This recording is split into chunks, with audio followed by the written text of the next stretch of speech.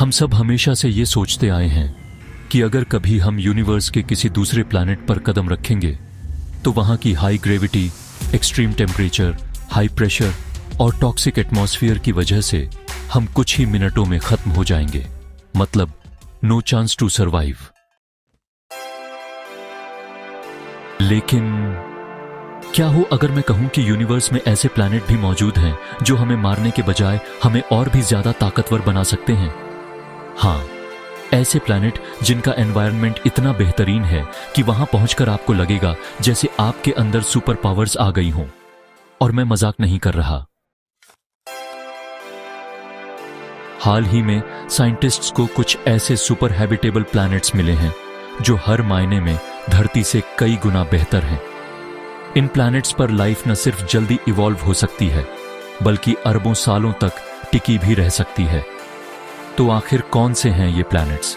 चलिए आज पता लगाते हैं इस स्पेस मिस्ट्री का जवाब।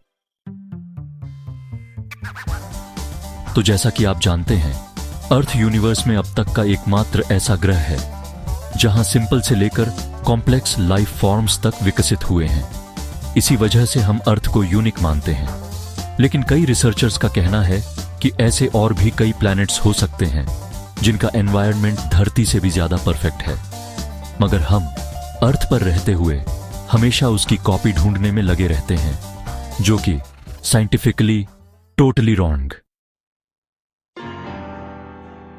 इसी सोच को बदलने के लिए 5 अक्टूबर 2020 को वॉशिंगटन स्टेट यूनिवर्सिटी और टेक्निकल यूनिवर्सिटी ऑफ बर्लिन के एस्ट्रोबायोलॉजिस्ट डर्क शूल्स मकुश ने एक मिशन शुरू किया। मिशन ढूंढना ऐसे प्लैनेट्स जो अर्थ से भी बेहतर हों। और सोचिए, उन्हें मिले भी। वो भी एक दो नहीं, पूरे 24 सुपर हैबिटेबल प्लैनेट्स। अब सवाल है, उन्होंने इन्हें चुना कैसे? तो इसके लिए उन्होंने कुछ खास क्राइटेरिया बनाए। अगर कोई प्लैनेट उन शर्तों पर खरा नहीं उतरता था तो वो सुपर हैबिटेबल लिस्ट से बाहर। अब सोचो, किसी भी लाइफ के लिए क्या चाहिए होता है? सूटेबल टेम्परेचर, अच्छा एटमॉस्फेयर, पानी और एक बड़ी सरफेस एरिया, राइट? तो बस इन्हीं बेसिक्स पर सब कुछ तय हुआ। पहला क्राइटेरिया था स्टार की उम्र। आमतौर पर जब एक्सोप्लैनेट्स खोजे जाते हैं तो साइंटिस्ट्स का ध्यान येलो ड्वार्फ्स यानी सन जैसे स्टार्स पर होता है। लेकिन इस बार टीम ने ऑरेंज ड्वार्फ स्टार्स को भी टारगेट किया, क्योंकि ये स्टार्स ठंडे, कम रोशनी वाले और लंबे समय तक जिंदा रहते हैं, करीब 20 से 50 बिलियन साल। यानी ऐसे स्टार्स के आसपास बनी लाइफ अर्थ की तुलना में 2-3 गुना ज्यादा वक्त तक इवॉल्व हो सकती है। दूसरा फैक्टर वाटर यानी पानी। होस्ट स्टार से डिस्टेंस देखकर यह पता लगाया गया कि कौन से प्लैनेट हैबिटेबल जोन में आते हैं। जिन पर लिक्विड वाटर होने की संभावना थी वही आगे बढ़े। तीसरा फैक्टर प्लैनेट का साइज और मास। साइंटिस्ट्स के मुताबिक जितना बड़ा प्लैनेट उतना बड़ा सरफेस एरिया और जितनी ज्यादा ग्रेविटी उतना थिक और स्टेबल एटमॉस्फेयर। लेकिन ध्यान रहे, मास धरती से सिर्फ 1.5 या 2 गुना ज्यादा होना चाहिए। इससे कोर लंबे समय तक गर्म रहेगा और एक स्ट्रॉन्ग मैग्नेटिक फील्ड बनेगी जो लाइफ को प्रोटेक्ट करेगी। अब आता है चौथा और जरूरी क्राइटेरिया, टेम्परेचर। क्योंकि अगर टेम्परेचर बहुत हाई हुआ तो वहां रहना मतलब उबलते तेल में हाथ डालने जैसा। इसलिए साइंटिस्ट्स ने ऐसे प्लैनेट्स चुने जिनका औसत तापमान अर्थ से सिर्फ 5 डिग्री सेल्सियस ज्यादा या कम हो, यानी बिल्कुल बैलेंस्ड। इन सारे फैक्टर्स पर रिसर्च करने के बाद साइंटिस्ट्स ने 24 ऐसे एक्सोप्लैनेट्स शॉर्टलिस्ट किए और उनमें से 2 प्लैनेट्स सबसे खास निकले, K57 15.1 और K55 4.01। दोनों ही धरती से ज्यादा लाइफ फ्रेंडली पाए गए। पहला K57 15.1। इसका सरफेस टेम्परेचर अर्थ से करीब 2.4 डिग्री सेल्सियस कम है, मैस 7 गुना ज्यादा और साइज 8 गुना बड़ा। यानी लैंड एरिया भी बहुत विशाल। इसकी ग्रेविटी ज्यादा होने के कारण एटमॉस्फेयर बेहद स्टेबल है और होस्ट स्टार से दूरी भी ऐसी है कि वहां पर पानी की भारी मात्रा में मौजूदगी संभव है।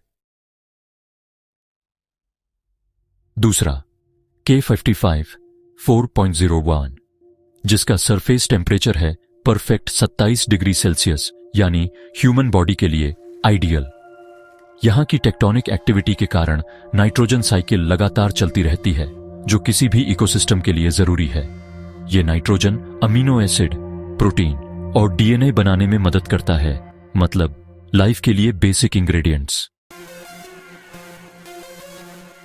हालांकि इन प्लैनेट्स पर रिसर्च अभी जारी है, पर जेम्स वेब स्पेस टेलीस्कोप से बहुत जल्द और भी डिटेल्स सामने आने वाली हैं।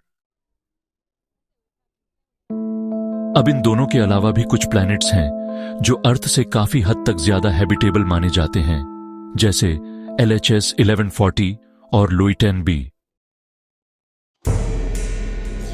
LHS 1140, जिसे 20 अप्रैल 2017 में ट्रांजिट मेथड से डिस्कवर किया गया था। इसके कोर में 75% आयरन और निकल है, जो लावा के रूप में मौजूद है, लेकिन इसके नीचे 4% हिस्सा पानी से भरा हुआ है। मतलब यह एक अंडरग्राउंड वाटर वर्ल्ड भी हो सकता है। वहीं लुईटेन बी इतना इंटरेस्टिंग है कि साइंटिस्ट्स ने वहां मैसेजेस भेजे हैं। हां, सीधा एक्स्ट्रा टेरेस्ट्रियल लाइफ के लिए सिग्नल। 2017 और 2018 में METI ऑर्गेनाइजेशन ने इस प्लैनेट को 2 मैसेज भेजे, एक म्यूजिकल कंपोजिशन और दूसरा एक scientific tutorial about earth and universe. कितना अमेजिंग है ना?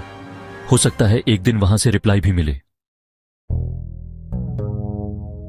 अब तक तो हमने बात की बाहरी यूनिवर्स के सुपर हैबिटेबल वर्ल्ड्स की, लेकिन क्या आप जानते हैं हमारे अपने सोलर सिस्टम में भी एक ऐसा बॉडी मौजूद है जो सुपर हैबिटेबल कैटेगरी में आ सकता है। और नहीं, मैं किसी प्लैनेट की बात नहीं कर रहा, बल्कि बात है जुपिटर के दूसरे सबसे बड़े मून कैलिस्टो की।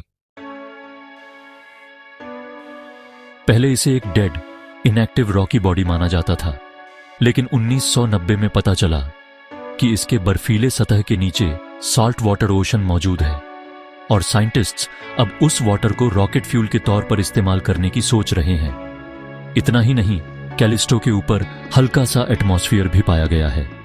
अगर हम इसे जुपिटर के रेडिएशन से बचा पाए तो कैलिस्टो में वो सब कुछ है जो इसे एक सुपर हैबिटेबल वर्ल्ड बना सकता है। वाटर, एटमॉस्फेयर, लो ग्रेविटी, सब कुछ। तो अब बताइए फ्रेंड्स, क्या आपको लगता है कि मार्स के बाद कैलिस्टो हमारी अगली ह्यूमन कॉलोनी बन सकता है? अपनी राय कमेंट में जरूर बताइएगा। See you next time. Till then, stay curious, keep learning and keep growing.